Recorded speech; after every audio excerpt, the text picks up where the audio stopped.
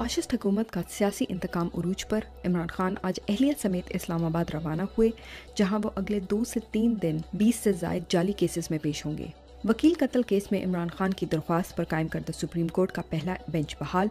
Justice Yahya Afridi की सरबराही में 3 रुकनी bench 24 जुलाई को केस की समाअत करेगा। जस्टिस मुजाहिर नकवी भी सुप्रीम कोर्ट के 3 रुकनी बेंच का हिस्सा हैं। सुप्रीम कोर्ट ने वकील कत्ल केस में जमानत के लिए चेयरमैन PTI को ज़ाती हैसियत में बुलाया है।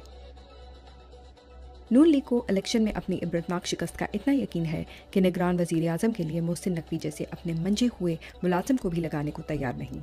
इसलिए समधी इसहाक डार को निगरान वज़ीर आज़म बनाने की कोशिशें जारी। फाशिस्ट हुकूमत की फस्तायत उरूज पर।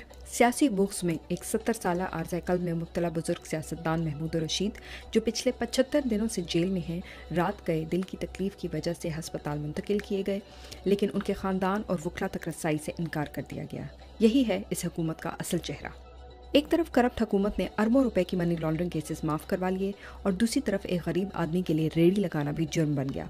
बगैर इजाज़त रेडी लगाने पर 5 लाख रुपए जुर्माना और 3 माह कैद। महंगाई मुकाम मार्च वाली सरकार ने गरीब आवाम पर बिजली की कीमतों में इजाफे के बाद अशिया खुर्दोनोश की कीमतों में भी इजाफे का मजीद बोझ डाल दिया।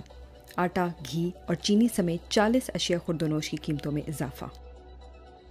IMF माहिदे पर मिठाइयाँ बांटकर अल्हम्दुलिल्लाह कहने वालों की हुकूमत में सिर्फ एक हफ्ते के अंदर डॉलर की कीमत में 9 रुपए से जायद का इजाफा। इसके साथ ही कई दिन से जारी पाकिस्तान बैक ऑन ट्रैक के जाली दावे से भी हवा निकल गई, जो महज इलेक्शन से पहले अवाम को बेवकूफ़ बनाकर बयानियाँ बनाने की नाकाम कोशिश थी। 24 करोड़ अवाम के मुस्तकबिल का फैसला दुबई और लंदन में होगा, जहां ज़रदारी साहब सुप्रीम कोर्ट से सजा याफ्ता मुजरिम, जो बाद में इश्तिहारी भी हो गए, नवाज शरीफ से मुलाकात में आगे का लाहिया अमल तय करेंगे। एक बार फिर पाकिस्तान के फैसले पाकिस्तान से बाहर होंगे।